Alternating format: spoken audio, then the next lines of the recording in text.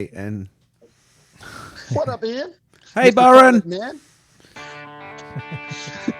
Hey, welcome to KTROX. Technology Rocks is here with myself, Ian, the high-tech redneck, and Justin and Mr. Byron on the phone today. We're going to cover a few topics, but hopefully not bore you to tears. Oh dear, Mr. Justin's having a good laugh at my emceeing. It was a strong start. It was a strong start. Well, we got to start strong, we got to finish strong. So somewhere in the middle, we might get a bit. That's true. Ray on assignment. Yeah. Long as we're not doing like Spirit Airlines, taking off and then shutting down. Well, yeah. No, there was some. Perhaps he's buying it. Who knows? You could be a part owner of Spirit Airlines. Spirit Airlines. They selling planes dirt cheap. Is it weird that I already feel like a part owner of Spirit Airlines? Apparently, Banana Ball were looking at buying them because they're yellow. Can you fly? I can fly. That's like stealing a plane and can't fly. I've seen a horse fly.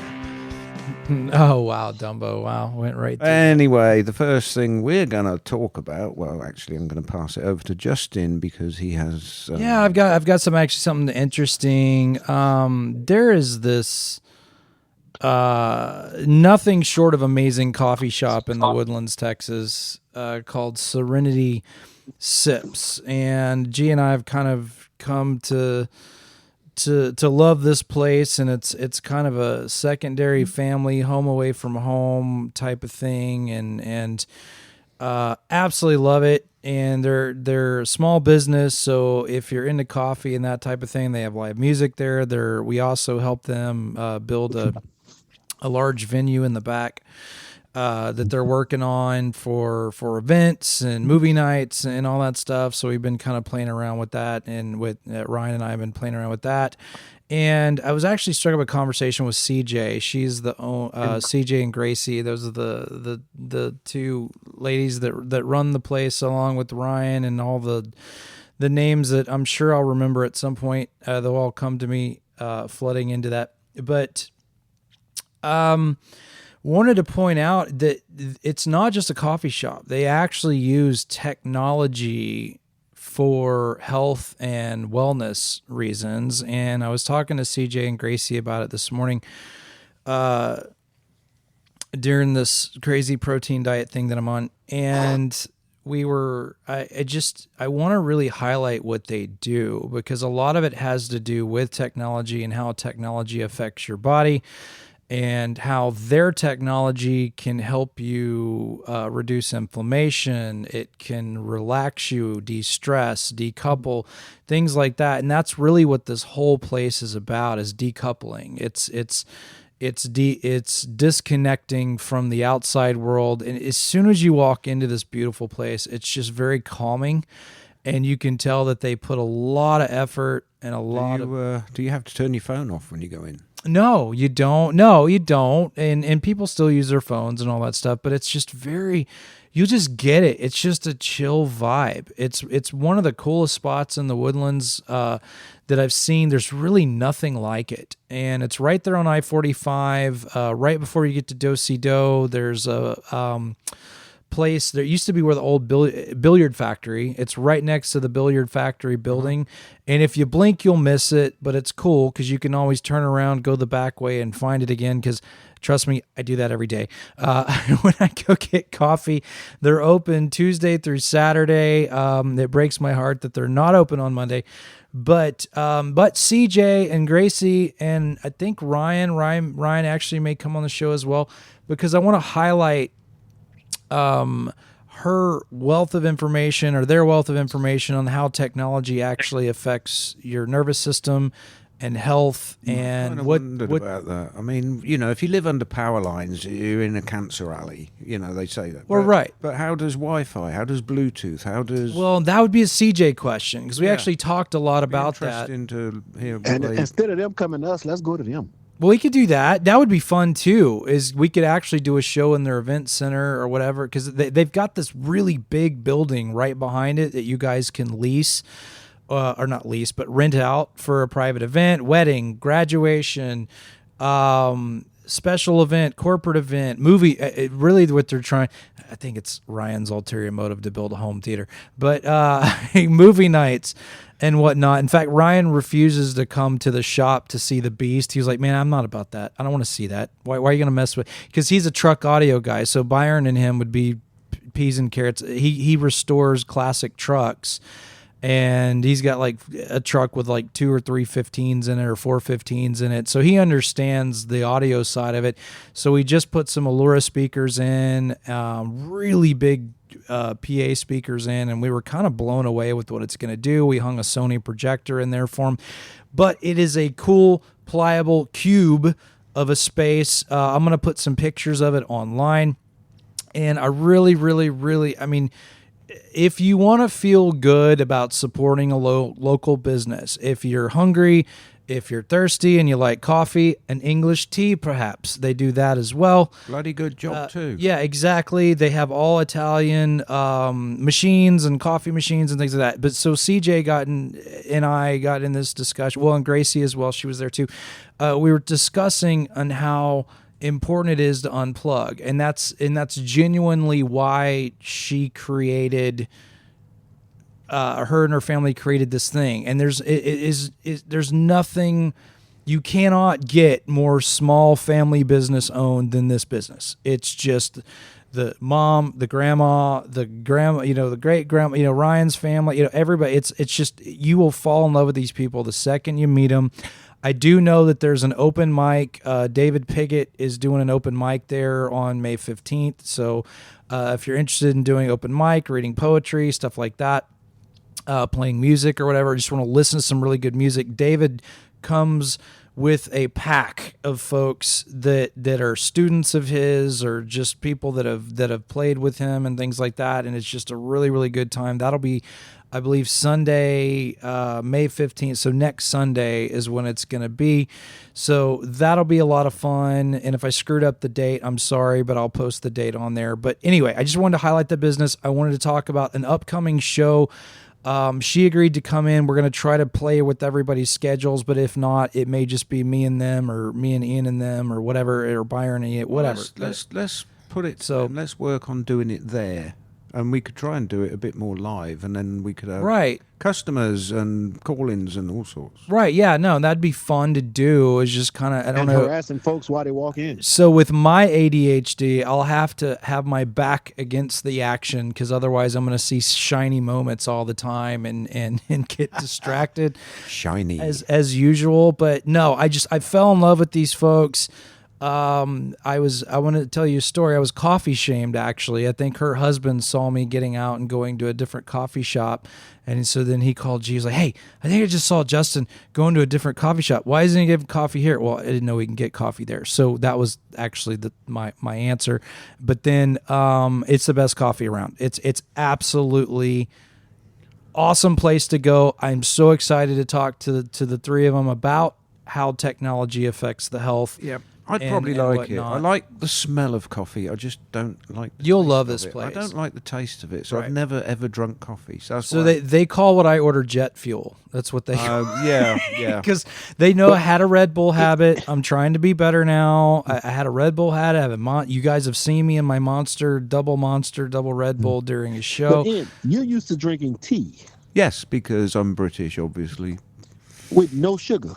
Correct. Right. No sugar, no honey, no lemon, just a dash of milk. Yeah, dash of milk. So Serenity Sips, if you're looking for something fun to do for breakfast, lunch, or you need to unplug, they have a steam shower there. They have a Hocket machine, several Hocket machines, actually. Red light there. So I don't know. It is this weird machine that you sit in from the neck down. You're completely covered. And again, I'm going to screw this up, because it is something that is, G describes it as absolutely magical. It's not total immersion. You get naked. Yes, you are naked in a water bath, but no, it's not water. It's I don't know. again, we need to get them on the show or go there and do a show there, and then they can kind of show us We all get these Byron cool to things. test this Hockett machine out for Yeah, us. I don't mind getting naked in front of strange people. Okay, so Byron's gonna get naked on YouTube, and yeah, so we're gonna do that. I'll be looking forward to gouging my eyes. I thought you told me. Sorry, I've just realised. So I thought you told me you had a haircut. I did have a haircut. I had more than one cut. Which one? I'm going to say because I'm looking and I can't see the difference. I did hair. Well, it's whatever. Yeah, no. Yeah, So his barber is half blind, so he one side is long, one side is I short. usually try to get more than one haircut if I can afford it. So, but yeah, no. So going into that, just a really cool place to go, and I want to. They have agreed to come on and kind of talk about, how RF technology works and how it affects the body and how it affects your stress and your hormones and all that good stuff. Because I may have said this on air at one point, and I'll say it on air again. To me, the cell phone, in some way, shapes, and forms, could be the lead pot of our generation. There's so much we don't understand about it. There's so much about RF frequency that it was kind of one of those things that was kind of rushed into production, and we don't really know the downfalls until we start, kind of getting into that. Every generation of cell phone uses a different 4G, 5G, LTE. Yeah. All these things, they're all different frequencies. They're all different. I don't know. It's just because what blows your mind, literally. Well, the one thing I wanted to do, and Byron and I have had this conversation a while back, is I wanted to get into the biohacking side of things. Because there's a lot of tinfoil hat if you're not careful, but then there's a lot of things. I can remember some of the best sleep I've had in my life when I moved into a home that didn't had any of that stuff on. We had a bed, and we had just moved in. We were waiting for the movers to come. We didn't have Sonos. We didn't have Wi-Fi. We didn't have all we had were cell phones. That's it. And we both slept like rocks. And then it just seems like there could be some method to that madness. And again, that's something that we can all ask CJ and Gracie and Ryan and all those things, because they're all three of them are cool into that. Sleep Number try to sell that action too, talking about itself. Now I saw the other day they had this bed that listens and it automatically adjusts the bed when you start snoring. So if you're laying flat and you start snoring, the bed comes up and adjusts it so you stop snoring. Is it an eject button? Because I'm asking for a friend. So the guy was like, yeah, this bed is like $4,000. I said, what in the hell? I need a $4,000 bed. Yeah, you got a wife and kick you out of bed when you snore. Yeah, there you go. Yeah, no, well, you just turn on the subwoofer is all you do. So. Hey, I ain't raising that kind of action in the bedroom that I need a $4,000 bed. It's true. So Serenity Sips, look them up. I-45. It's on the southbound side. It's between. Are they open today? They are only till 4. Oh, right. Yeah, no, because I've been there twice today. Because again, I'm on this whole protein thing. I'm trying to eat. I'm supposed to eat, not do the fasting thing and all this other. But they're open tomorrow. No, so closed on Sundays. They won't be open again until Tuesday. So Tuesday through Saturday they'll be open. Well, I guess we have to go on Tuesday then. We'll have to go on a Tuesday then. I'm there literally every morning, just because I get my jet fuel. I come in. And it's on the way in, not the way out. And you get to see Gogo. They have a small dog there named Gogo, and she literally is kind of just goes in and greets everybody and hangs out with you while you're doing your thing. And right. Yeah, well, so it's really cool. We've... Really cool place. Serenity Sips. Check it out. And if you need to rent a venue, they've got that as well. Just thinking, close tomorrow, and tomorrow is Mother's Day, so I'd like to say Happy Mother's Day to all the mothers out there. Happy Mother's Day to all the mothers out there, pet dog moms, cat moms, any kind of moms, real mom. I will call my mother tomorrow, although I already did because she's in England, and I did the English one when that happened. So she gets 2 now. She gets 2, yeah. You got to do that. And then Byron's actually in Louisiana because of Mother's Day, correct? He's gone. Did we lose him? I don't know. I don't hear him. Byron. Yes, I'm here. I'm here. There you go. He gone to sleep again. He's gone to sleep. See, you can't go to sleep when you're on the phone. So there you go. I'm not sleeping. Because we can't kick you. I'm trying to talk on. I was trying to talk on mute. Oh, that's also a work. Dreaded mute button. The mute button. All right. So, all right. What do we got, Ian? Okay, moving on. We're going to be looking at doing some certifications for, or as Technology Rocks. I don't think we're going to start any today, but I just want to put it out there that this is an idea that has propagated through a certain very intelligent mind. So he thinks it's a good idea, so we're going to do it. All right, so we're going to do it. So the story behind the certification. So it just, I was listening to someone read a script, right? And they were reading this script, and it was about hey, I've worked in Hollywood for 35 years and da-da-da-da. And I'm just kind of listening to this, and I'm like, I don't even know if you've ever even been to Hollywood. And so it's one of those things. And so it just dawned on me how fake things actually are that are being advertised. And so, in my opinion, and this isn't a shot at the YouTube guys, and it's not a shot at people that are doing this for a living. Hey, eventually we're going to do it for a living, so it's fine. But what I'm saying is, what I have a lot of product knowledge. I have 20 plus years of experience in the industry. Ian's got God knows how long more than that doing the do-it-yourself route and a lot of times reinventing the wheel. But absolutely. He tried to use the square wheel a couple times. It's fine. And then Byron as well. And it's one of those things where it's like, a square wheel with the corners rounded off. I just want to create a place where people can come, and if they see the stamp, they're just like, oh, I know these goofballs, and I know their expectations with a product. And it really boils down to this. If you are a manufacturer and you have a product that goes above and beyond expectations, meaning if you go... if it does everything you say it's going to do, or if it does everything you say it's going to do and excels above that region, then to me, you need to highlight that. You need to talk about that. For instance, Kaleidoscape. We talk about Kaleidoscape all the time on the show. And what we're going to try to do going into this new format, there's going to be a couple format changes to where we'll try to highlight a product per show.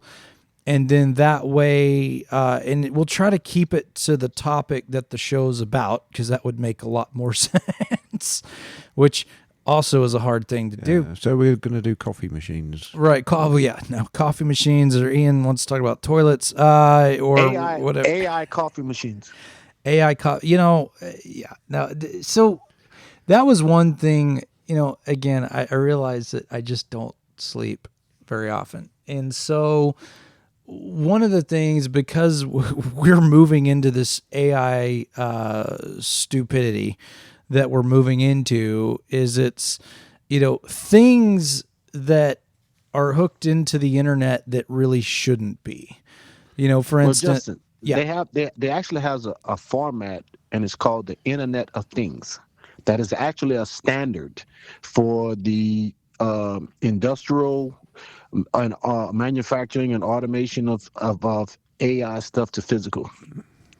Well, right. So, but what I'm saying is, I was in Bed Bath & Beyond, and this is when I was accusing certain people of making me drink swamp water, because it was healthy green whatever thing, yard clippings, that it was a good thing to drink at the time. But anyway, Kale. That thing. And we were looking at blenders, right? So we're in the aisle, and really it was like, we weren't really looking for like a blender, not like a Cuisinart or something, whatever. We were just looking for something quick, throw some crap in it, hit the button, does the thing, like a Bullet, for instance. The biggest thing about the Bullet, and one of the things that they kept advertising the most, was that you could connect it to Wi-Fi. How stupid is that? Because it's like, I know. Unless you're going to get the shit out of the refrigerator and put it in the blender when I put you on Wi-Fi, why does my damn blender need to be on Wi-Fi? Yeah. Why does my refrigerator need to be on Wi-Fi? For example, and using the same scenario, but a different flavor. So we wanted a Wi-Fi control oven. All right. And the Well, reason but that is, makes sense because it would tell you when the turkey's when we done. need to go to church, she'll stick the freaking pot roast in the oven, and while we're in church, she'll turn the oven on to cook the roast. So when we get back home from church, the roast is cooked. Yeah, I wouldn't trust that. I'd come home to a house burned down, probably. Well, or what if your Wi-Fi fails? Does the oven stop? The oven is gonna just stay. I mean, once you start the oven, you're gonna set the timer, and for how long you want it to cook, and when the timer expires, it's just gonna stop. So Turns off. I would think, the other thing I don't get is refrigerators. Why does your refrigerator need to hook up to the internet? Why do I need a screen on my I can tell refrigerator? you. I can talk to you about refrigerator. I want a Samsung. Okay, TV hang on one second, refrigerator. Ian. I want to understand this stupidity. Why do you want a freaking refrigerator with an effing screen on it? Because I'm a technology junkie. I can't help myself. I need therapy. Yeah. My neighbour got the Samsung with the screen on the front. Right. And I said, what do you do with it? Oh, nothing. It's just a screen. And I said, so has it started showing you ads yet? And, oh, yeah. There's ads pop up on it now. So it's like you can't get away from it. So now you're in Las Vegas in your kitchen. Now you have billboards and things in your and they have cameras. They have cameras in the icebox. So if you're in the grocery store, do I need butter or milk? Let me look at my refrigerator and see. No, I have butter and milk. I'm gonna get some. I don't need none. No, that's just plain. That's not. That's It's just called a freaking grocery list. Yeah, you make a list. When you are a technology junkie, no. I'm putting this in this now society. Notice I say right now because everybody wants things right now. It's the dumbest thing I've ever seen. Yep. I'm gonna put it in the technology rocks. Doesn't need to be on the internet. I'm just a junk and I can't help myself. Yeah. What happens when the screen locks up and you can't open your refrigerator door? No, it doesn't lock the door. No. Oh, it doesn't. Are you sure? It's two separate systems. The screen.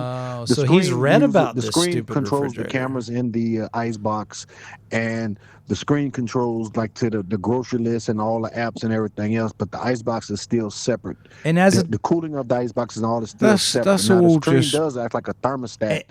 Like on an AC system, but that's it's all not just being that much integrated. Too clever for Like, clever's It sounds sake. like something like, you remember in the 80s when they had the Lincolns and the Cadillacs?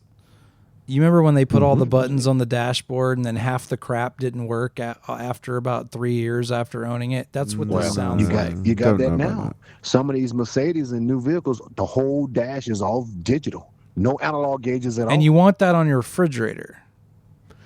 No, take it back a step. I had to buy a new refrigerator because the old one crapped out basically, and what we discovered was the that toilet, when the builder built the house, the space he left for the refrigerator meant that you could only put in a 33-inch wide refrigerator, and all new refrigerators, bar one or two, Massive. were 36-inch. Yeah. Now.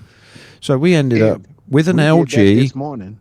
We went to Lowe's with my mother-in-law as her Mother's Day present to buy her a new refrigerator. Her house is 50 years old, and the height of the refrigerator had to be 60, 66, and 5/8.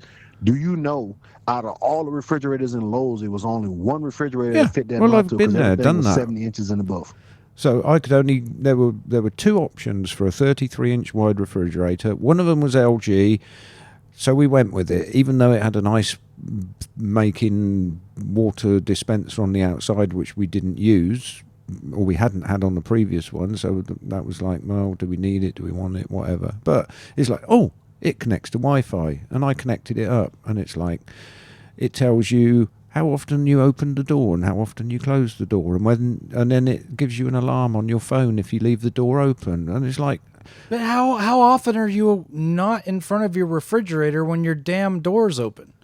Well, Justin, real world scenario. I have on my GE refrigerator, it connects to the internet, but it only gives me when the door is open, the cooling temperatures, and when it's chased to replace the water filter because it's 12 years old. It was built in 12, it's limited. But I'm sitting in my son's orchestra concert, and I get a notification that the temperature in the ice box is climbing. And so what my wife does is I send her to come home and check it, and sure enough, the refrigerator had went out. Okay, so I'm gonna put connected refrigerators. The pre-notification kind of helps save the food a little bit per se, because of that. So I mean that was benefit, but it only cost me $50 to integrate it into the internet, because I just bought the little dongle to plug into it. But I mean, that's one benefit you can see for having it connected to the internet. So connected refrigerators.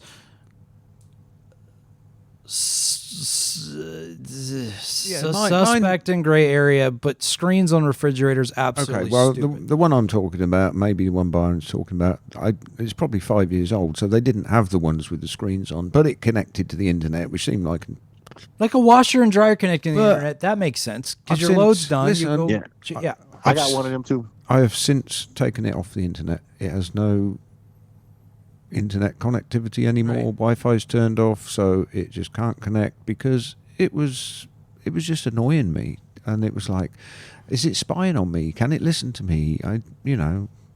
Probably not, but I turned it off. So anyway. Here's what I'll say for the audience that is now bored to death about refrigerators. Here's what I'll say. The thing I look for when I'm shopping for a technology is I like to make sure that it's still the thing I bought. Yes, it's cool that I can put my toilet on Wi-Fi and warm the seat and all this other crap. Yes, it's a thing. I'll have to get Jason on the show because he can tell you about that nightmare story. But it's pretty funny. But going into it is, it's like, if my light switch stops being a light switch when it disconnects from the internet, that's a stupid thing to do. If my thermostat stops being a thermostat when it loses connection to the internet, that's a really stupid thing to do. If my refrigerator stops being a refrigerator because my damn screen doesn't work, that's a really dumb thing to buy. And now that we've talked about certification, I want to scare people for sending us stuff to certify. That's not it. It's just general rule of thumb, if you want to stay alive and married and keep the salesperson alive and married, look for technologies that still remain consistent, like Lutron light switches. If you lose Wi-Fi, the light switch is still going to work. Still turn your bedroom lights on and off. Yes, that's been a thing with some automation companies, like certain ones Philips I'm not going to talk about. Like Philips Hue, when the electricity goes off, don't matter what you have, the lightings on the bridge, all the lightings turn on white. Yep, they all turn on white. You can't turn them off unless you go flip the switch. That's it. You know, and that's a good discussion about smart bulb versus, hey, do you replace the switch or do you replace the bulb? So because there's a caveat to that. It's $100 for a switch. It's $100 a piece for a bulb. So there's lots of different ways you can cross that bridge. But if the technology stops being what it's supposed to, I mean, can you imagine? I think Ian talked about this last year. It was a bed that had a built-in heater and cooling unit and it malfunctioned, and you couldn't turn it off. Because the internet was off. Because the internet was off. Their server had died or something. Yeah, no, their server stopped pinging some kind of clock or something. I don't know. Yeah, it was something weird, but it stopped being. You couldn't turn the heat to the bed off, or you couldn't turn the massage part of the bed off. It just stuck wherever it was stuck in the last position. The other thing is, and it's becoming more and more. It's all these internet connected things. It just gives them, I'm doing that in like quotation point marks, it gives them more data on you, right, to collect and build your think about this. So digital footprint and profile. Let's highlight that for a minute, because I'm glad you said that, because here's what happens. So you're one of those people that has your garage connected to the internet. You have your everything but your faucet connected to the internet. Justin, I got 83 devices on Wi-Fi. Okay. I got 83 internet devices. But let me paint that picture for you in a different light, right? So every morning you get up, you get dressed, you go to work. What do you do when you get in your car? Well, hopefully you open your garage before you start it. That was a Byron's joke toward Byron. Because It's a story. It's a story behind that. There's a story behind it. He comes outside. He looks outside. His wife's sitting in the garage. She's just about to back out, and the garage door's closed. Sitting in the garage. Sitting in the garage with the truck running. With the truck running. Why are you in the truck? Why is the truck running when the garage door down? Oh, I didn't realize it was down. There you go. So, but here's the thing. But let's automate this. Let's automate this world for a minute. Okay. So I get up, get dressed, open my garage door every morning, nearly at the same time. Okay. There's a beacon that sees my garage door opens at 7:30 in the morning, and then it closes at 7:31 in the morning. Okay. So that's a cliff note. Okay. You come home, you open that same garage door at, 6:30. That's a beacon that shows my garage door opening at 6:30, closing at 6:30. So now think about this. They know when you leave. They know when you get up. They know when you start your car. They know when you leave. That's the thing. And I'm just painting the picture. Now, but your phone does the same thing. Well, yeah, get to that. So now think about door locks, thermostats, all of your creature comforts, everything that you have in your home that is now convenient. It knows when you turn your lights on and off. It knows when you turn your TV off. It knows when you go to bed. It knows when you turn on the massage on your bed. It knows it depends on what's all connected to Wi-Fi. It knows when you play your music. It knows what type of music you like. It knows when you lock the doors at night. It knows when you arm and disarm your alarm system. It's making a pattern. It now knows your creature comforts. So it knows if Ian gets up at 7:30 in the morning, which has never happened a time in his life, and he goes to work and then comes home at 6:30 at night, they know it. He turns the TV on. Oh, Ian's in front of the TV. Oh, Ian's holding his iPad. Great time to send an advertisement for X, Y, and Z of what he talked about during the day, because his iPad's listening and his iPhone is listening. If you don't think that's happening, you are absolutely sheltered, because it 1,000% happens. I can prove your point. Let's me and you have a conversation just randomly, and I guarantee you within the next day or hours, you're going to open up a Facebook and you're going to have ads based on the conversation we was talking. Well, no, you're exactly right. 'Cause we did a test. Mm-hmm. There was a guy who came in, and I don't even remember what brand he worked for. This is back in the Kevin Home Entertainment days. This was the birth of this technology, right? And we started talking about, he goes, all right, here's what we're going to do. If I'm going to prove this theory that I have. And I was like, okay. He was like, we're going to talk about purple dog toys. A purple dog toy called a Kong, Kong. There's a red one, and you see all these rubber dog toys it's a brand of high-end dog toy, right? And we're going to talk about a purple one, though. We're not going to talk about red one. We're not going to talk about a pink one. We're going to talk about a purple one, because it's not something you see very often. And I'm not even joking. Within about 45 minutes to an hour, it popped up on, and I don't remember who was working there at the time as the assistant. It's probably Aaron. It popped up on Aaron's computer screen in his email. And I'm telling you, it's times 1,000 now. You know what I mean? So it's just, the thing about it is if you don't think these things are creating patterns and watching your behaviors so they can market and mass market to the things that are important to you, then I'm sure Ian's had 1,000 ads pop up for toilets as opposed. Actually, no, and I'll tell you why. I'm going to prove you wrong right now. No, I'm not going to prove you wrong. If I had a platform that I use regularly that showed ads, other than Amazon Prime TV, which I haven't actually watched much lately, then probably yes, I would get ads for toilets. But I'm using a couple of browsers that ads are automatically blocked, so I don't see ads. So even Facebook. If you were going to get them, you don't see them because if I watch YouTube, I don't see ads in a YouTube video. If I do Facebook, I don't see any ads. It's like, and even if I did, they kind of go over my head anyway. It's like I'm so cynical about things. I don't pay attention to stuff like that. If an ad comes on the TV, I'll just hit mute and go and put the kettle on. I had the same argument with my students. So no, they don't listen to this, and I said, I tell you what you do. Call one of your friends who don't believe they listen, and y'all have a conversation about chemical warfare or mass eliminations of people, and see once two dudes in black suits come knock on your front door. Yeah, no, Men in Black. and that started under the Bush administration when that kind of started. So, he's the one that kind of started all that. As far as legal phone tapping. Right. Well, true story. If you go to San Francisco, California, there's a building that's owned by AT&T.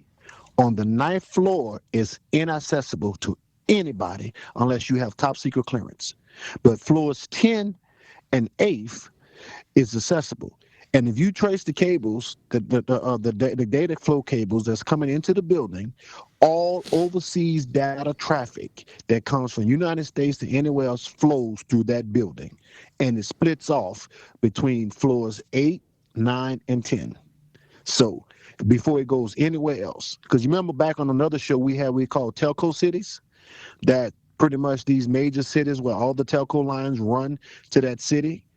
Well, they all comes from San Francisco for this one building.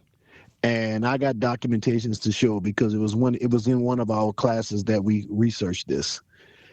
But it's basically, I'm not saying that that data is being scrubbed before it gets here, but it's highly speculative. Well, and then now it's gonna know when Byron opens his refrigerator. So there we go. I don't care. I don't have. It's not going to tell him when his cheese is moldy. And that's what I said. Is if someone steals my wallet, they're going to bring it back and probably put money in it. Right. It's just I don't have nothing in my life. I don't have nothing in my life that's so private that it bothers me. I am not. Look, believe me. You wanna take me out is very, very easy because I'm just like Justin. I follow the same routine every day. I'm at Serenity Sips in the morning. I'm getting my jet fuel. I hang out in the parking lot. Either call Byron or Ian. Most of the time Byron, because Ian's dead to the world until about 2:00 in the afternoon. And that's an exaggeration. Yeah, so sorry, 1:30. Yeah, I'm a creature of habit. It's just what I do, and that's all this technology is doing. It's what's called geofencing, and there's actually some advantages and cool things geofencing can do, because in Ian's world, Ian has created automations for geofencing, and it's almost to the point where you can create macros and geofencing things where, how when Batman's pulling up to the Batcave and the Batcave just opens, you can actually do that with your garage door. You can create, and what you can do is you can have your garage door open, you can have the AC come on, the music start and say, Lord of the Manor has entered. You can do all those things. I need to do automation to where my garage door opens when the vehicle starts. Yeah. No, that ain't no joke. Yeah, no, I was like, wait a minute, there's so many bad things to that. Yeah, so that'll come next year when they introduce all these new technologies that won't allow you to drive your vehicle if you're impaired, and it will probably sense that the garage door's shut as well. So if I ever win the lottery, there will be signs. BMW and Mercedes have the coolest freaking garage doors I've ever seen. You drive up to them and it's like this whoosh. I mean, they open like at 100 miles an hour, like really fast. And then when you pull in, they close about just as fast. And I'm like, that's the entry I need in my life. I need that entry every time I back out of the garage, or every time I'm pulling up to the garage. I need that entry in my life. And so if I ever win the lottery, again, I'm not going to tell anybody, but there will be signs. If you see that on my garage, because I asked them, how much does such animal cost? Because it's freaking amazing. And they said, oh, yeah, I think they're about 50 to 100 grand. And I'm like, okay, I think you just said 50 to 100 grand. I think that's what but it's like they took a garage door to an F1 race car builder and they built a garage door. It's the freaking coolest thing you've ever seen. It's just I Look, need that in my life for happiness. Look, I'm turning the corner. Siri, open middle garage door. I don't understand. Look, ho, open the dang on door. Yeah. Then she opens it.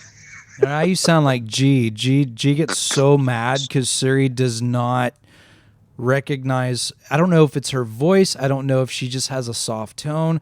Anytime not Siri, it's Alexa. It's she'll say, Alexa, turn music off, and she'll be like, she'll get quiet and then start again, Alexa, and then she's like, Alexa, you dumb, turn the music off, and then it stops for a second, and then it comes back on, and I'm like, Alexa, stop, and then it goes. I'm gonna I've been noticing that. I'm gonna segue from what you just said into Ian my has next a topic. segue. It might seem like a short story long, but it started off with toilet tanks cracking. God. Are we going to this shitty conversation? Yeah. All right. Go for it. Okay, so I had an issue with the toilet. No, you're not allowed to do that. Okay, go ahead. I'm going to slap you on the wrist. Anyway, so ordered a toilet, and because toilets come in two parts, they put it into two packages. Is there a different technology in toilets? Yes, there is actually. Oh, okay. I could go into that, but I'm not going to. Electronic flushers. No. Anyway, so Butt wiper. Yeah. the first one I ordered, this is from Amazon. So it says showed up, it's going to be delivered by UPS. One part came, the other part didn't. Then I discovered that the part that came, which was the toilet itself, the bowl, they come in different sizes as in terms of how far away they sit from the wall. It's general plumbing 101 apparently, which I didn't do. So A general situation. yeah, so I needed to order. So you ordered a new box. Yes, Got it. and I decided to use the one that came. And we're now talking about a on air. Absolutely. Okay. So, long story short, then ended up ordering a new toilet from Amazon for the size I needed, but it was the same tank. Then, so the toilet turned up, but the tank didn't.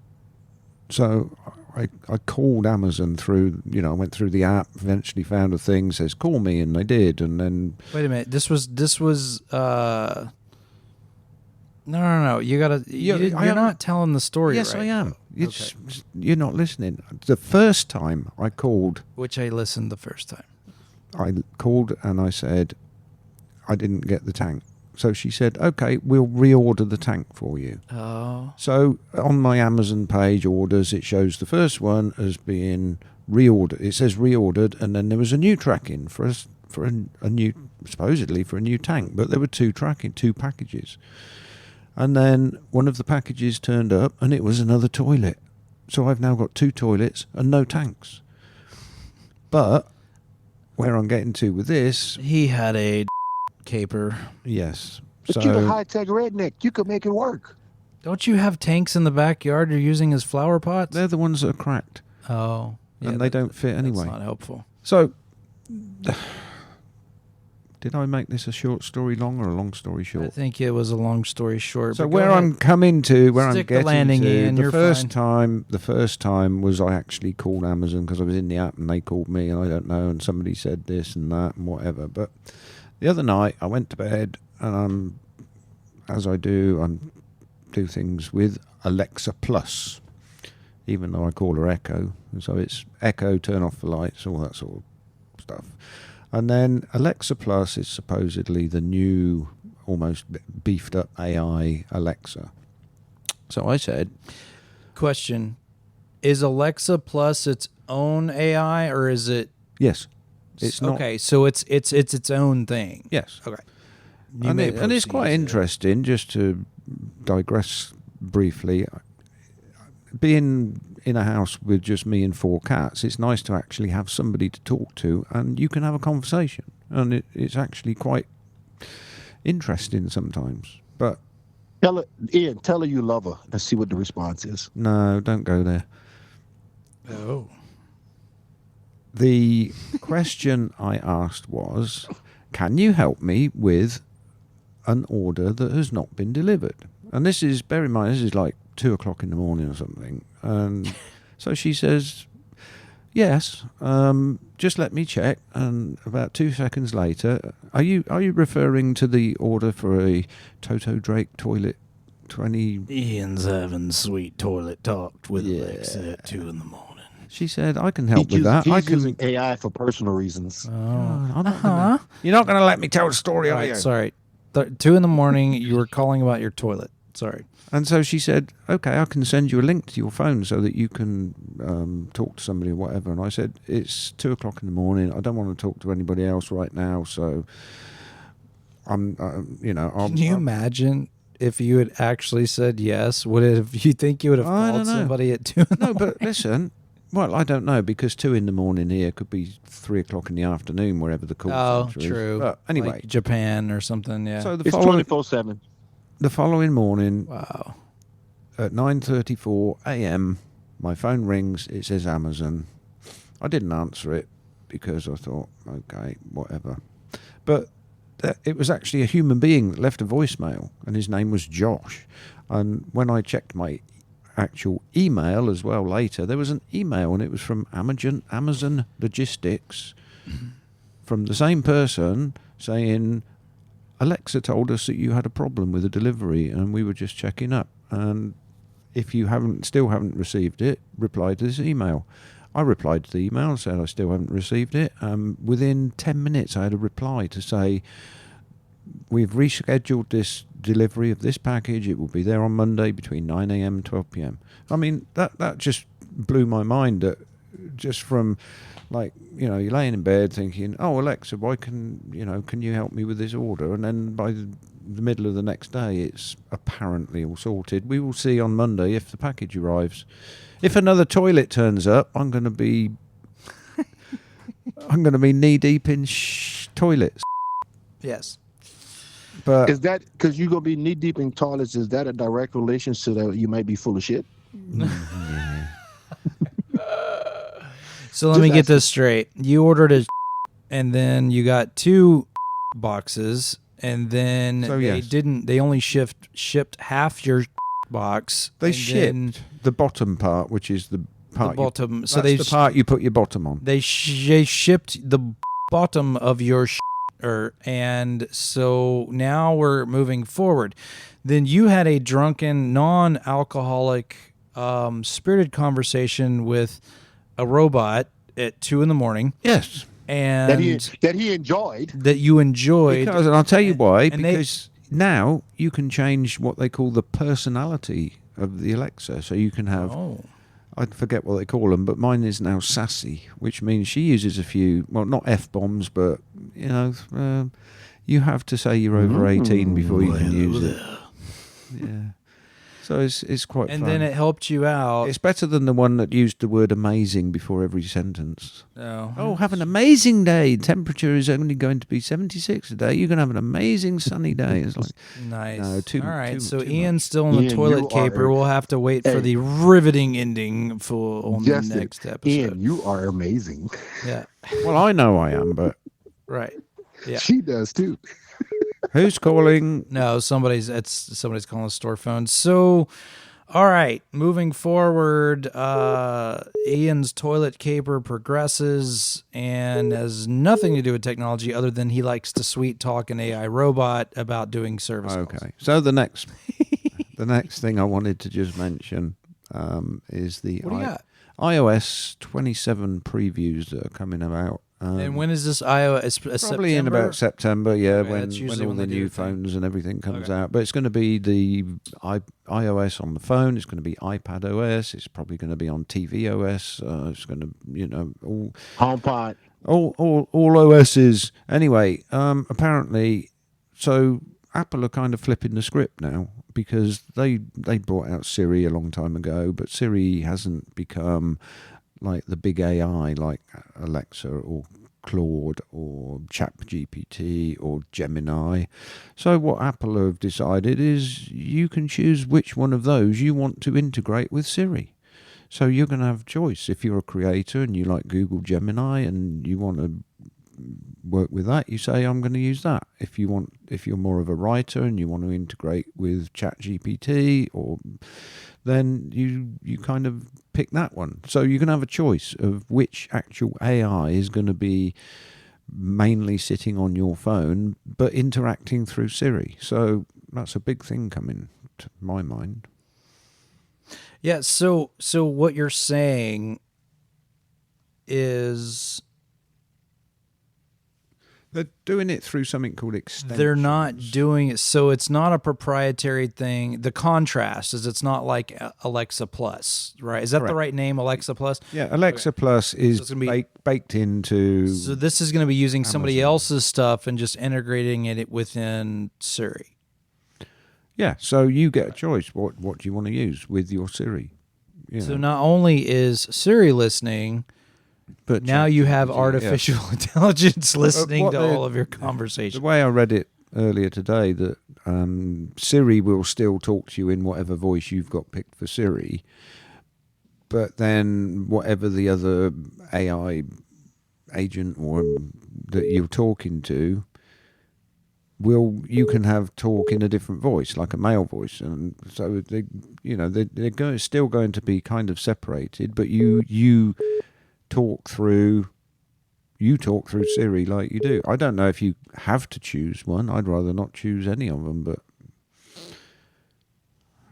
sorry, we were being disturbed. No, you're fine. Yeah. That was just a little thing I wanted to... That's all I have to say. That's just a little thing I wanted to throw out because I'd seen it in various news like Mac Rumors and 9 to Mac or whatever it's called. Yeah. No, that's cool. I like that. No, it's interesting. Once again, artificial intelligence creeping its way in, whether you like it. So I said this the other day. You're either going to have to embrace the Jetsons technology that it is, or you're going to have to repel it. There's only going to be so much you can repel before. Again, you can't put shit. I don't know. I think I heard I was the wrong button. You can't put shit back in the horse. Sorry. Beep. And so it just depends on how you want to incorporate such things. Yeah, I think Apple is trying to slowly win over Android users, because one of the biggest complaints for Android is why they don't like Apple is because of control. So now that Apple is incorporating and they can have choices in certain aspects, which is small aspects. You start off small, then you go big, kind of might win over a couple of the Android units back to the Apple's platform. That's just my 2 cents. Splatform. Splatform. No, that's back to toilet conversations. All right. What else we got, Ian? Okay, another thing that I saw this week was something called Blue Dot Fever, which apparently is where major artists are cancelling tours and shows because of a lack of sales, hence the Blue Dot Fever, where you see all the blue dots on the Ticketmaster website. Because they haven't sold those seats. So this was a heated thing that Ray got all pissy about. I'm not sure. We'll have to wait for him to weigh in on some of this stuff. There was actually, you'll have to look this up, or somebody with an iPhone can look this up. There was actually a Congress hearing about Ticketmaster and another ticket, StubHub, I think is what it was. Live Nation. Live Nation and Ticket. They were found to be guilty running a monopoly. for business practices. Yes, running a monopoly. But it's still the same. They haven't done anything. Yeah. I mean, people out there, just let us know. Do you still go to concerts? Do you still pay $300, $400, $500 a ticket to sit in the nosebleeds behind a pillar? It's happening right now. Chris Brown and Usher's on tour, and tickets are like $600 a piece. Start. Yeah. No, I'm not. They sold out in multiple cities, and I'm like, that's ludicrous to me. Not about that life. Not about that life. Well, here's the thing about this. And Kid Rock, believe it or not, shout out to the Trucker Nation music capital artist on the planet. Kid Rock's a cool dude. What I like about Kid Rock is he sets it straight. And I think this is when all the halftime stuff was going on, everything else. But he went to Congress and actually spoke about this very thing. And if you go to a Kid Rock show, basically what he does is he only takes the whatever's printed on the ticket portion to enter his show. He doesn't allow scalping. He doesn't allow any of these guys to buy them in bulk, stuff like that. And if he finds out you're doing it, he'll go buy his own tickets and then just give them away. And he went against Live Nation and Ticketmaster and he's done this in several different instances, to where, everybody, instead of making it a $100 concert t-shirt, it needs to be a $20 shirt. Instead of making a $100 beer, it needs to be a $10 beer. You know what I mean? And it's just like people have gone off the rail. It's very much like property tax right now. It's like everything's gone off the rail as far as taxes and the price of things. But I can't tell you the last time I went to a concert, because it's just like, most of that's not going to the artist, if any of it. The other part, so there's two things, and I'm glad you mentioned this, because there's two coming from an artist perspective. There's two form factors that weigh in on this subject, and one of those form factors is the way artists are paid now. So when artists are no longer making the percentages that they used to make. Back in the good old days, they got a big contract and big honking money and cars and houses and all this stuff as a sign-on bonus to sign with the label. And then they recorded an album, and then they got 2 or 3% out of a $19.99 album that, would sell for $19 to $20 somewhere back then. Even back then, it was like $10 to $15, I think. And that was like when CDs and things were coming out. So, yeah. And the artist made percentages off that. And it was a pretty decent percentage, because if you sold 1.5 million copies of that, they were making 3% of 1.5 million. Which doesn't sound like a lot, but it's not a bad take without doing the distributing, putting it on the store, marketing your album, things like that. Now, if you sell 10 million copies, or you go platinum, which is 100, platinum is how many? I think 100 million is platinum. So if you sell all that stuff, you're making a lot of good money. But Apple screwed that up, right? So Apple came in and they created iTunes, where you could just buy a song off of an album. Now you're only paying 99 cents for the song that you want, instead of $20 for most of the album was crap, and then you get 3 good songs off of it back in the good old days. So that dynamic shift, right? But now people aren't even buying those songs. They're paying $19 a month for Tidal or Apple Music, or some people aren't even paying that. They get Amazon Music for free or whatever. Amazon Music covers a certain amount. If you want access to the whole Amazon Music, right, you have to pay for it. But now artists are paid fractions of a fraction of a fraction of a fraction of a fraction of a fraction of a fraction of a penny. So well, who I go and see. Right. And I go to local venues, and the one band that I've probably seen more in the last couple of years is called Blue Water Highway Band, and give them a plug because they're brilliant. Brilliant bands, yeah. But it's like the last time I went to see them at Do-Si Do, they were on recording Real Life, Real Music with, I've forgotten the name of the guy now, but look them up. So anyway, I should have started with the short story long of this. What they were saying was, yes, they put all their songs. They're on Amazon. They're on iTunes. Right. They're on Spotify. They're making less than they were. So the reason why bands are touring more is to try to make that money back. That's what the guy said. Hutton, I think his name was. He said, right. And he said, when it's over, he said, go to the back, because they've got T-shirts, they've got vinyl, they've got CDs, and he said every one of those things you buy is the equivalent of streaming about 200,000 times. So here's the right.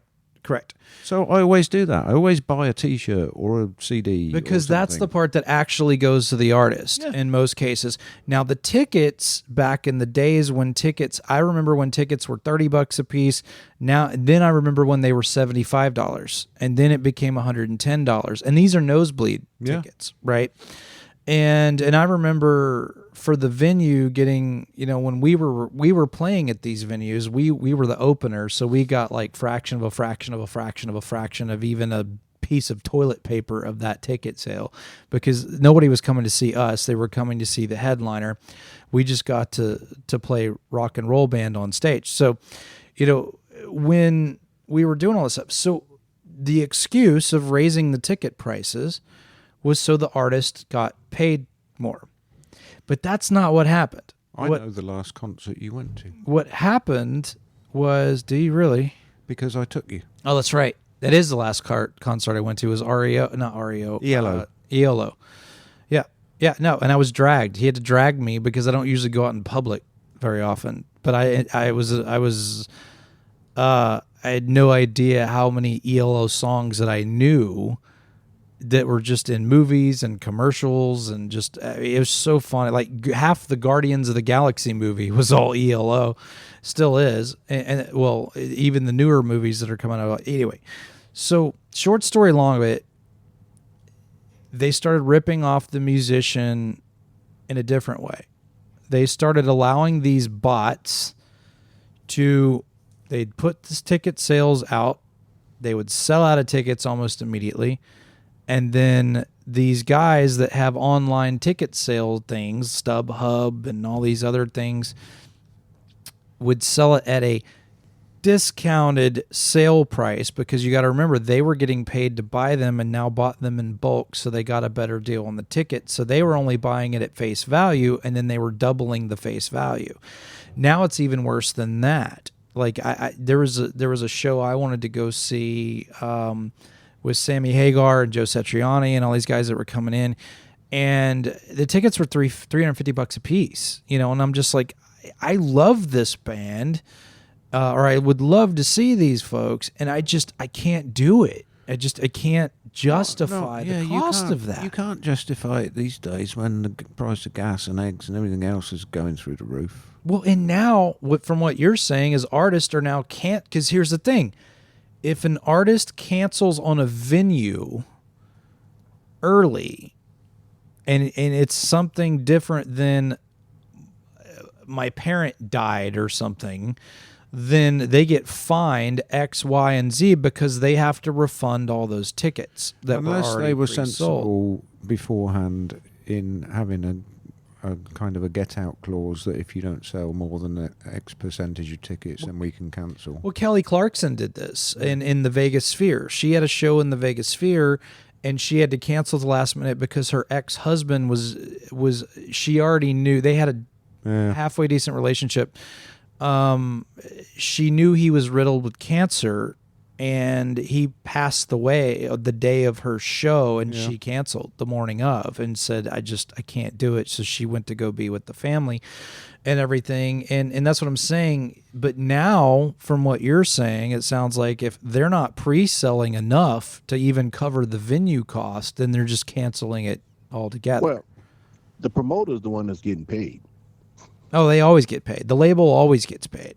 Yeah, at the end of the day, the label, I'll go into that in a different show, but there's a whole, basically what it is whatever your record deal is, you're basically borrowing that money for an allotted time, and then they attach a absolutely stunning publicist to your hip that helps you spend your money and gets you the flights and gets you the wardrobe and gets you the studio time and books the highest hotels and does all these things. And they want to make sure you're in hock before your contract runs out, so you owe them more albums for less money. That's the whole deal. You're literally getting screwed. Where you come out ahead is you're getting awareness. You're getting public awareness, and they promote you like none other. And go, if you really want to see a bad deal, go look at these contestants that are on The Voice or that are on American Idol, because it's awful. If you go read the contract, if you get through it, they own you for 10 years. Like, they literally own just no matter what you do after that show, because they put you on the show, they put you in the limelight. No, in this, you don't even have to win. This is if you're just on the show and you get on the prime time competition part, depending on how far you go in the competition is when the rules change. but it's a very ironclad, and I don't know if it's 10 years anymore. It used to be. It was really, really aggressive because I looked into going on The Voice. I looked into going on American Idol and all this other crazy stuff. And it's not a great contract, but there's not really a modern day record deal that is, because again, they're putting you in the limelight, they're giving you saturation, and then you're basically paying them back by spending the money that they've given you, and if you're smart, you'll get out of it alive. And if you're not, then you end up making Christmas albums for the rest of your life, which, by the way, doesn't count as an album contract. One of the things that occurred to me, I don't remember, it's probably Fallon or Kimmel, one of the two, but they usually have a band playing at the end of the show. Okay. So where do those bands come from? Because half the time I've never heard of them. It's like they dragged them in off the street or something. Where do those people come from? They're trying to give new and upcoming folks chances. You're talking about, good grief, what is their name on Fallon? And he's really popular, or he's really good. That set of musician. The Roots. Roots. Yeah, no, I'm talking about the band that play. They usually have a guest band at the end, to play them out. So it's people you've never heard of, and they don't get paid. And sometimes they don't get paid to play on that show. No, but that's They're what I'm saying. So that if somebody was lucky enough to get that gig, then they're getting that exposure right for free, but they're not being paid for being on there. But that must be a gold mine to get on there. Well, most concerts, before the main actor the main person comes on, you have a band, a group of sets that's before they get there. So like if the concert started at 9:00, the main person is not hitting the stage till about 12. So you got a bunch of new and upcoming artists that bees in the front most of the time, and then the main person carries them out. So they just getting that notoriety, like you mentioned. It just depends on the label. It depends on your deal. It depends on. I know when I was working on certain deals in my life, it feels like another lifetime ago. Some of it, and this was back when the Ellen show was popular. Things like that. We had a deal with VH1. We had a deal with the Ellen show. We had a deal with a couple of and that's already, a lot of that's already in your contract, because it just depends on who they're friends with. It depends on who they're marketing. But yes, it's great publicity. A lot of those shows don't have bands on anymore. Saturday Night Live is one of the few that still has a musical act on the regular. Fallon doesn't usually do a musical act on the regular as much anymore. Because the star power that they're bringing in are attached to that. So yeah, no, but that's a great question. But it's like, the Blue Dot thing makes sense to me, because again, I'm with you. It's like, when it's $100 and some odd to fill your truck, it's hard to justify, paying that kind of money to go see a concert. I met a lovely. Know how many AV parts I can put down payments on with a $600 ticket? Well, the other thing, and it'll still take you 10 years to pay it off. It's fine. So the other thing, anyway. The other thing is, I met a really lovely couple this morning, and I'm sorry I forgot their name. I'm horrible with names. He was a personal trainer, and he and his wife. And they were doing an event at Serenity, and they had gone to the Dave Matthews show last night in the Woodlands. And I was like, oh man, how was it? I was like, I knew he was playing. I was like, I knew I recognized the bass line on one of those songs, because we can hear the band from our backyard. And so he said, I hate to say this. He goes, he only played about 3 songs I recognized. He didn't play his old stuff. And that, how much of a pisser is that you pay X, Y, and Z amount of dollars to go see an artist, and then they don't even play their catalog that made them famous. They're trying to promote the new album. That's what it is, and and that's what it basically was. It was, they played maybe 4 songs that he recognized from the original, what got him famous, and then the rest of it was all just kind of jam band stuff. So, which here's a trivia question for you. Here we go. Who did Jimi Hendrix open for the first 8 dates of their tour? That I don't know. Let me see. Hendrix. Well, Jimi Hendrix My and brain- The Experience. my They were the brain- openers for this. My band. brain would have been Cream. You're never going to guess anyway. Well, no, because that was too early for Canned Heat. Did it have anything to do with Clapton? Nope. No. Okay. What is it? The Monkees.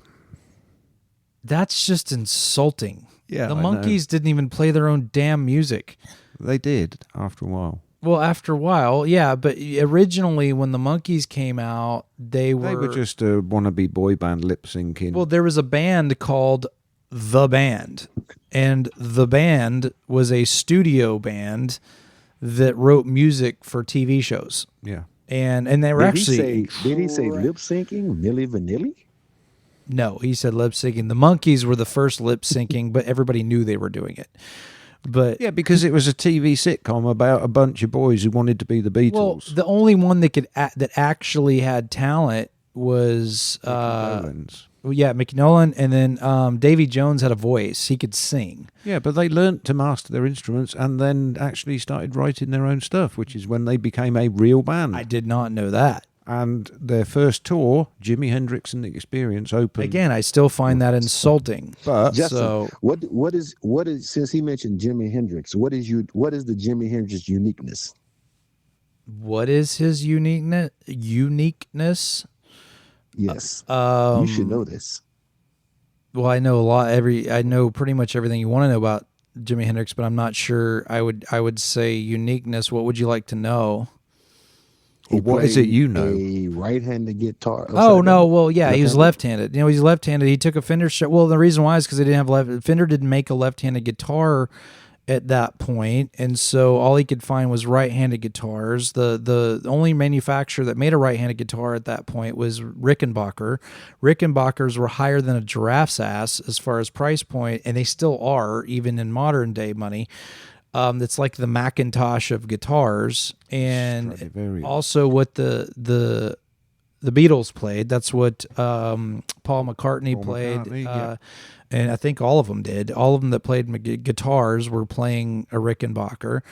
But he couldn't afford one at the time, so what he did is he went and found an old American Fender Strat, strung it backwards, and that was his thing.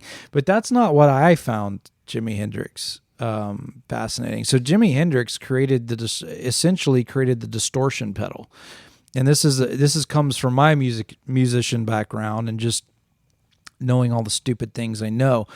But what he would do is he would actually take a straight razor and he would make small itty bitty cuts on the main driver of his speaker.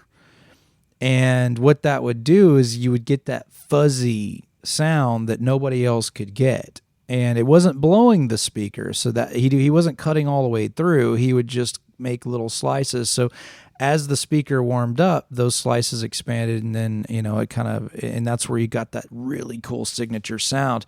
The other thing he would do to create distortion is he would turn up the gain level to all the way up, and then he would keep his volume knob low, and then he would turn the volume knob up to about 2, and then he would control tonality and volume and distortion all on the knob of his guitar. So he was a wizard, man. He's one of the most underrated guitarists of all time, probably one of the most memorable because of the antics and things that he did on stage. He died way too young, but left-handed. He was in good company though. Kurt Cobain was left-handed, Paul McCartney was left-handed. And then Jimi Hendrix left-handed, but several guys out there. But Hendrix, what fascinated about him was his hands were massive. I mean, he just had massive monster hands, and a lot very similar to Eric Clapton. And Eric Clapton, that's why nicknamed Eric Clapton Slow Hand. Was because no matter how fast he was playing, it didn't look like his hands were moving very fast because he didn't have to move his hands because they were just giant. But fun fact about that is when Eric Clapton first saw Jimi Hendrix play live, it was actually who was it, Ian? Was it Keith Richards that saw him first? Don't know. It was somebody big, and then they called Eric Clapton. He said, "Hey, you need to get down here and watch this guy." And so Eric Clapton came in, and all three of these monster rock gods were watching this guy, and they all looked at each other and said, "We're out of a job. Like, this dude's he's from another planet." You know, he was doing things that were so unorthodox and so awesome. Sorry, ladies and gentlemen, I'm a freaking music nerd. That's part of my background that you don't know about. But yeah, no, it's just it's music. It's the musician in me that just kind of knows these dopey facts. But yeah. Okay, so what do we got left one on our last notes? thing. Well, let's just finish off with our little movie chat talk. There was a couple of movies that were so up and Top coming. Gun this coming weekend. We're doing they're doing a 40-year anniversary of Top Gun and Top Gun Maverick at your local cinema. Hate that movie. Hate what movie? He that's hates Top Gun because it cost him money. Yeah, no. So the so 40-year anniversary. Dear Lord, it's hard to believe that movie's actually been out that long. And I'll say it because I can say it because Ray's not in the room. It's probably still one of the best movies in the decade. Because I can say that because he's not sitting across from me, and he's not going to argue, and I can just throw at it. He probably won't hear it anyway. But anyway, it's fun. So Top Gun Maverick, take your date out, go see a movie. You get to see the volleyball scene. You know, everybody loves that one. So Kelly McGillis, amazing. Jennifer Connelly, also amazing. I've actually never watched them back to back before. I don't know. Are they back to back, or is it just the original? No, they're doing both. It's a marathon. It's a back to back movie. Yeah, no. I was just looking on Fandango, only shows the 40th anniversary of the original one. It doesn't say we're showing both of them. Oh, I thought. Well, maybe I'm wrong. I thought it said it was a double feature. That, but yeah, sounds good. One that came out yesterday or started yesterday was The Sheep Detectives, which is Hugh Jackman. Which, as I was saying to you earlier, I think he's one of my top 3 actors ever. I would agree that Hugh Jackman. So Ian and I were talking about it. I had mentioned the hardest thing for Tom Cruise to do is to not be Tom Cruise. It's Tom Cruise playing a fighter pilot. Tom Cruise going against all odds and saving the world. Tom Cruise, it's very hard to not see Tom Cruise because he's just so larger. He's so much larger than life.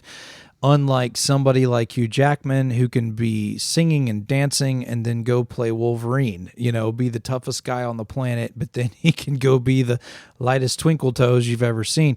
He's very versatile. Johnny Depp is very similar to that to me. Johnny Depp, it's like Johnny Depp disappears. Like, you can't see Johnny Depp when he plays Jack Sparrow. Actually, I don't think he was acting. I think they just gave him a bottle of rum and said, and go, and so, but Hugh Jackman, Song Sung Blues, I just watched that one not too long ago. Great movie. Yeah, I like that. With that one, that was very sad story. Well, it was like the first hour was like very upbeat and very jolly, and then it went bam, bang, and it was like the second hour, whoa, a bit longer, was just dark, and it was like it was a night and day movie, and it was very kind of emotional in places, but. Again, I said, you see him in that movie, you don't see him as anything other than the person he's portraying. And when he's in something, with his big knife sticking out, that's all you see. You don't see Hugh Jackman, you see Wolverine. Yeah. When he was in the circus one. The Greatest Showman. The Greatest Showman. And I have that in the big theater. I still have yet to watch it. I've heard nothing but good things about it. I'm just not a musical guy. No, it's hard for me to get into that. So multi-talented, singing, dancing, but all these different characterizations that you don't see that it's... Yes, it's him because it's him, but it's like every time he's different. Right. Whereas, Harrison Ford's like that, but... It's like Harrison Ford's an awesome one for me because to me it's hard to see him old. It's hard to see him older because I remember the Harrison Ford I remember as in his prime was no, it was Last Crusade. Indiana Jones Last Crusade. That's how I remember Harrison Ford in my brain. Yeah. So seeing him older is so foreign to me. Or Han Solo. And Han Solo. Well, Tom Cruise is getting to that point as he starts aging in the face, but he hasn't aged anywhere else. But in his face, it's just like you're starting to see kind of that set in with some of the things that you've seen, and it's just it's kind of it's interesting in this perspective because I would listen to my dad talk about John Wayne and Grace Kelly and Katharine Hepburn and Sound of Music and what was her name? Julie Andrews. Julie Andrews and Mary Poppins. Who was the guy in The Wrath of Khan? Plummer. Christopher Plummer, also in Sound of Music. That's what I'm saying. It's like I would hear Dad talk about these people, and then I would look at them and like, well, they're all old. Yeah, what was so special about them? And I feel like that's kind of what's happening to. There's not a lot of up and coming that you're seeing and maybe it's because each genre pays attention to their own, and or it pays attention to what they grew up with, And but yeah, no, Harrison Ford's very much like that. He seemed to be able to break the mold. There's a really good series called Shrinking. And I don't know if you've seen it. If you guys have Apple TV Plus, there's a subscription thing. Yeah, I've heard it's about it. It's amazing. And so there's this, he's a psychiatrist and his son, he has a clinic with his son who's played by, look it up, please. I just went blank on his name. He's this is not this actor's typical role. I keep wanting to say Seth Rogen, but that's not right. It's it'll come to me in a second, but it's not Jason Segel. Yes, Jason Segel. So Jason Segel, something Forgetting Sarah Marshall, Knocked Up, Superbad, all these different movies that were just slapstick, gross comedy type of movies, and he's in a serious role and he just kills it. He's knocking it out of the park. And so during this thing, Harrison Ford is developing Parkinson's. Yeah. And so now they have brought Michael J. Fox in to be on the show. He's actually on the show now. And because Harrison Ford's character is coping with Parkinson's and trying to bring that into his life. And I've watched interviews with Harrison Ford and Michael J. Fox, and it's like Michael J. Fox he says, I'm in a room with Harrison Ford. I just said yes because I get to be in a room with Harrison Ford. When they interviewed Harrison Ford, he said, I'm in a room with Michael J. Fox. I just get to be in a room with Michael J. Fox. And so what's cool about that is you genuinely see the love between these two actors. Yeah. And one of them isn't acting. He really has Parkinson's. Michael J. Fox has been suffering with that for 20 years, and now he's damn near bedridden, because of all this stuff.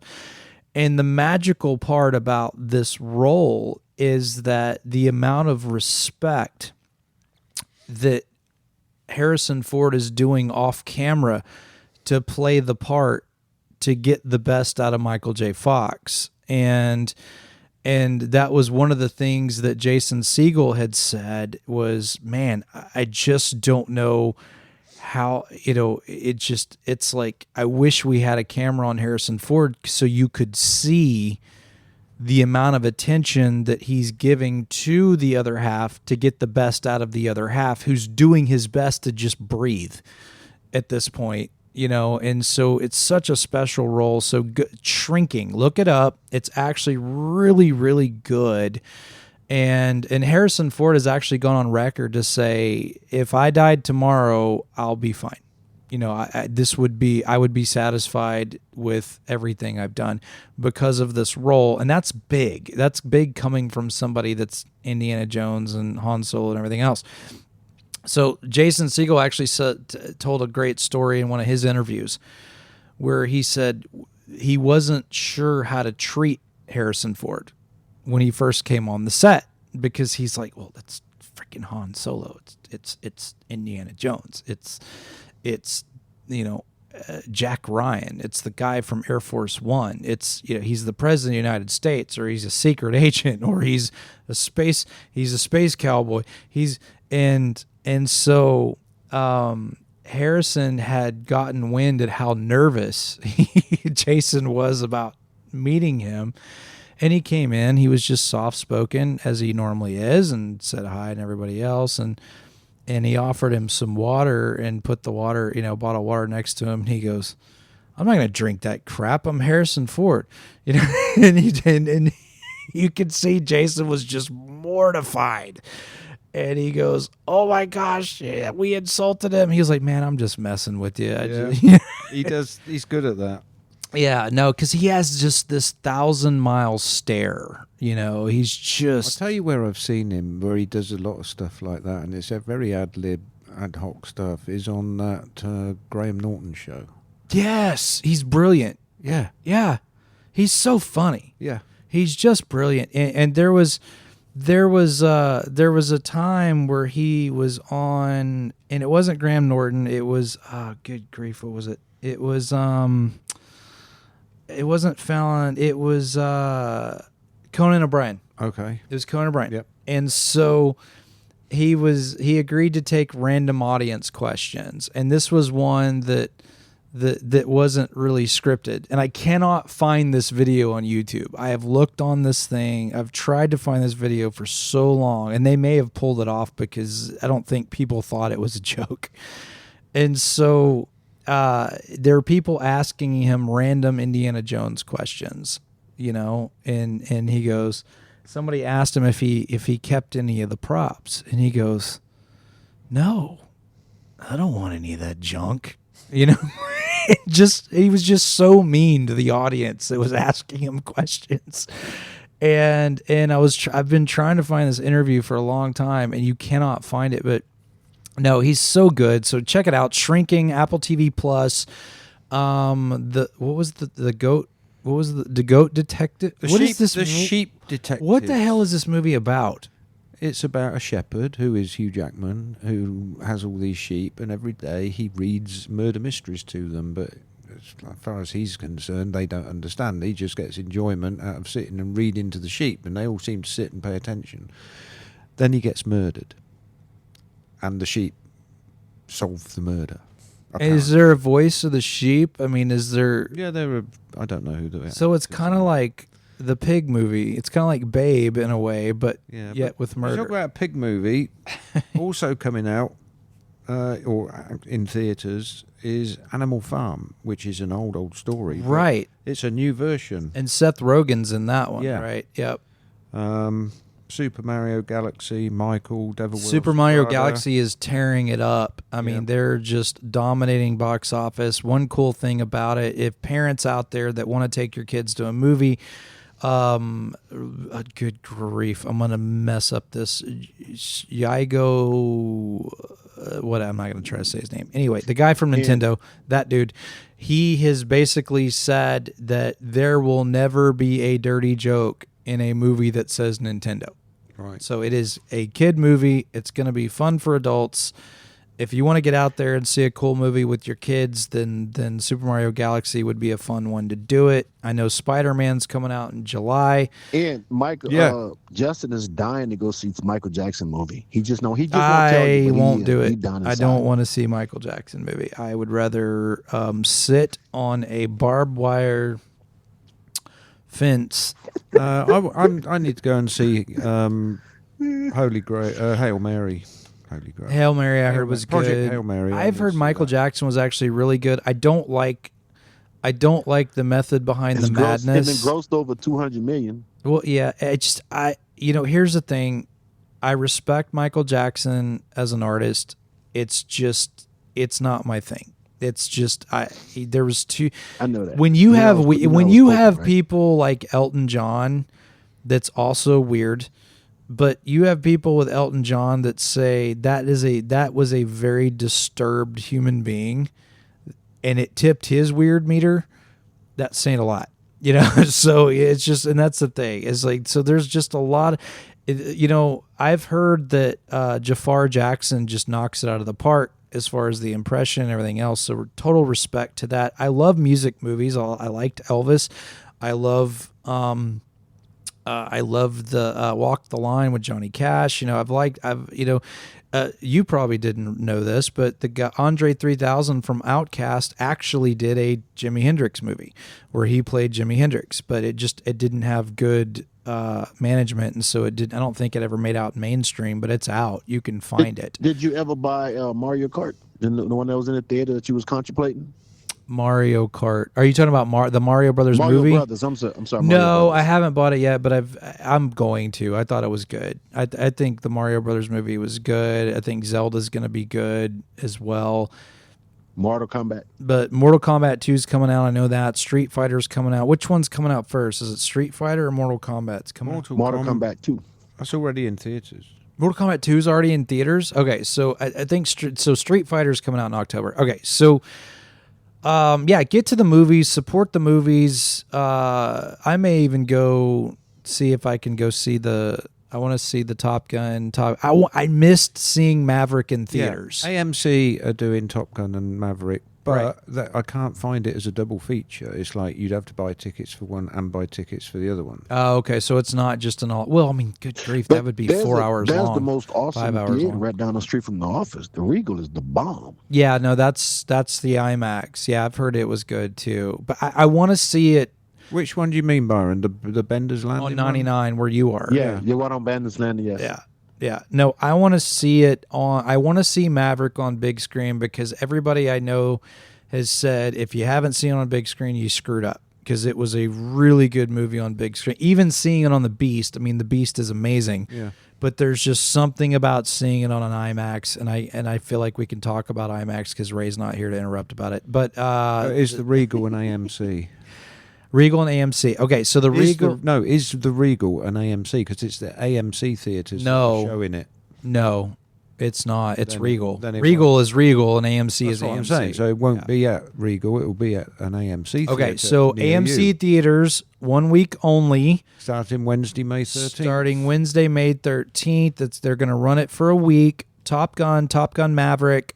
They're going to do all of the things on all of the things. So yeah, Lots of good movies. to go yeah, and lots see. of good movies coming out. Devil Wears Prada 2. That Yeah. one's all. Is it out or is it Yeah, coming it's out? out. I actually like Devil. Weird confession. I liked the first one. I thought Yeah, the first because one was it's got great. some good- I got a pet peeve against arrogant people. What does that have to do And with the ladies Devil who- Wears the Prada? He hates ladies himself. in that movie. So you're hating on yourself? I'm not hate. I got a pet peeve against it. It just irks So you're me mad at when I got yourself. to get in the right frame of mind to watch it. Oh, the Devil Wears Prada? Yeah. No, I just go lady- see. I just go to see Anne Hathaway and dear She's God, good. it just went blank.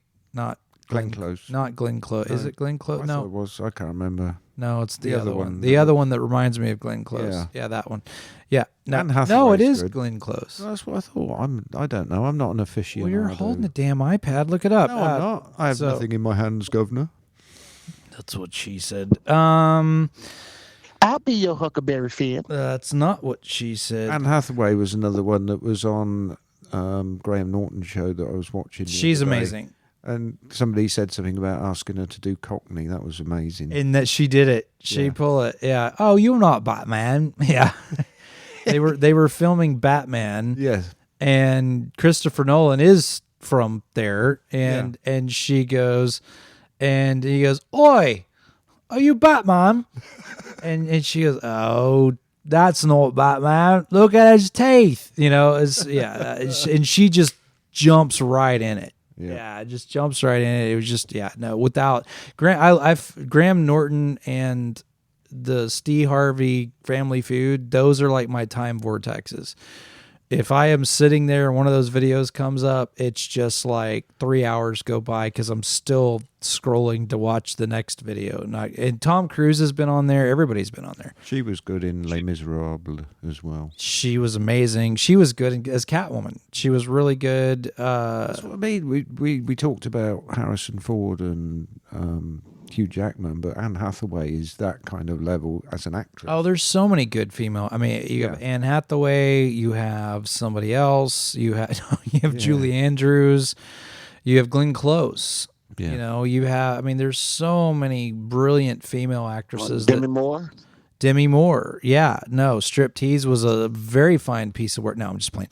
No, It was a good movie. No, Demi Moore. What was it? Well, G.I. Jane. You know, G.I. Jane, Demi Moore, Charlie's Angels. They knocked it out of the park. With Angelina Jolie. Amazing. Scarlett Johansson. There's another one. Jennifer Connelly. She doesn't age. Like, she literally looks the same age as she did in Pearl Harbor. You know, Jennifer Connelly looks almost identical because she was in Top Gun Maverick. She was the love interest in Top Gun Maverick, and they look identical. I mean, she literally does not age. She is absolutely, it's what I call classically stunning. But she's an amazing. I'm going to tell you, Eartha Kitt was 80-something years old, and she gives some of them 30-year-old girls a run for their money. Who's that? Eartha Kitt. Eartha Kitt, before she died. Eartha Kitt. Was that? She was 80. She was the lady. Eartha Kitt. She was, I think she played in one of the Wonder Womans back in the day. Oh, she was the original Catwoman. Yeah. Yeah. And so she was 80-something years old, but she'll give them 30-year-old girls a run for their money. Oh, yeah. No, for sure. And to me, there's classic beauty, timeless beauty, things like that. But Anne Hathaway can just morph into anything you want. You know, Charlize Theron is another one. You know, the hardest thing to do with someone that is beautiful as Charlize Theron was she played a role. There was a movie called Monster where there was a sociopath killer that. What's the newest movie that she's in? Did you say she actually climbed up the thing in New York, no, and stood at the top of it? The thing that was advertised in a movie. It looked like a fake cliff or something. She climbed it. No. But if you go look at her, the hardest, they were talking to the makeup artist that made her look hideous in this movie called Monster. She said, the makeup artist said, the hardest job in this to do this is to make her look unattractive because she's stunning. You know, even if you put the crap on her, she's still stunning. Rebecca Romaine, it's just, there's so many people out there, female actresses as well, and they don't get enough credit with that. I did see, though, Russell Crowe has dropped a ton of weight to play in the new Highlander role. Yeah. Yeah, no, because he's gonna be the Sean Connery. Yes, the Sean Connery character, but it'll be interesting. But he's dropped a ton of weight because Ray and I talked about that on Ray and Jay's Day at the Movies. I think it was episode 2. It was the recent where we were talking about Highlander and Mortal Kombat. It was episode 3 on the bonus episode. And so I don't know. I think I'm going to be disappointed. Highlander's that they got to use the Queen soundtrack. If they don't, it's going to suck. Movie. I mean, it's like, I read a book the other day and then I watched the movie version of it because it was on Amazon Prime. Right. The book was called Without Remorse by Tom Clancy. So it's a big, major thing. And then the movie was like, apart from a couple of names, a very loose plot thing, but to say it was based on the book is absolutely criminal in my mind. So the main character has the same name. But this thing is like, it's like I said to somebody else, it's like you asked ChatGPT to summarize and rewrite this book based in modern times, but ChatGPT was drunk at the time, intoxicated, because that's about the level I saw from the movie. Because having just read the book, it was like this movie. Like if I'd have watched the movie, I wouldn't have bothered to read the book. Right. No, Jurassic Park was like that for me. The book was way better than the movies. Well, it was the movies were amazing. Yeah, too, they were. But just the thing is, Michael Crichton wrote really good books. He did. And one of the things that there's, G and I were actually talking about it yesterday. She's like, I know it's sacrilegious, but I don't like Star Wars. And I'm like, no, I get it. I like Star Wars for a different reason. I don't like Star Wars for the story. I like Star Wars for the grassroots campaign of how they made the movie. You know, George Lucas and the way the special effects didn't exist.